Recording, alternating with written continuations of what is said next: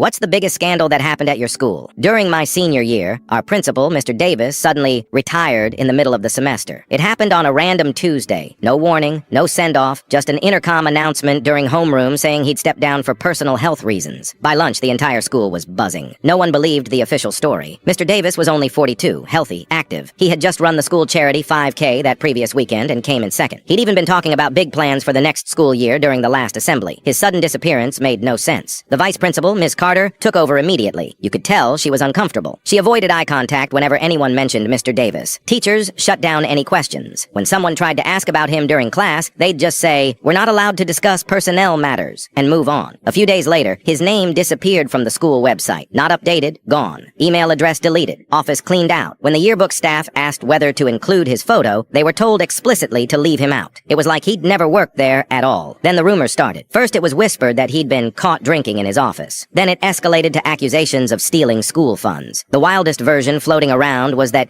he'd been having an affair with a student. It got so bad the administration sent out a school-wide reminder about the importance of respecting privacy, which of course only made it worse. 2 months later, I was at the mall with some friends when I saw him, Mr. Davis, at a kiosk near the food court, selling phone cases and chargers. He looked completely different. He'd lost weight, grown a beard, and wore a hoodie pulled low over his head. I almost didn't recognize him. He saw me first. His eyes went wide, and he immediately glanced around, as if worried someone else had noticed. I approached him slowly, not even sure what to say. "Please," he said before I could speak, "don't tell anyone you saw me. I promised I wouldn't." Then I asked what had really happened. He hesitated, checked over his shoulder, then leaned in and told me everything in a low voice. He said that a few months before, he discovered the district superintendent had been embezzling funds from the special education budget, tens of thousands of dollars. The money was supposed to go to adaptive technology, extra staff, and transportation for students with disabilities. When Mr. Davis confronted him and threatened to report it, the superintendent retaliated. He fabricated financial records and planted fake evidence that made it look like Mr. Davis had been stealing. Then he gave him a choice: resign quietly or face criminal charges. I couldn't risk it, he said. I had to protect my family. If it went public, I might have gone to jail. Even if I proved my innocence, the damage would have been done. So he left, quietly, without a fight. The district scrubbed his name, and no one came to his defense because they didn't know the truth. He took the fall to avoid a worse fate. 3 years later, I read an article online. The same superintendent had been arrested after a state audit exposed years of fraud. He'd siphoned hundreds of thousands from various school programs, including special ed, STEM initiatives, and even free lunch funds. Multiple whistleblowers came forward, and the paper trail was undeniable. Mr. Davis was officially cleared. The documents that had been used to frame him were proven falsified, but it was too late. His teaching license had lapsed. His reputation was gone. No school would touch him, and he'd already started rebuilding a life outside of education. He never returned to teaching.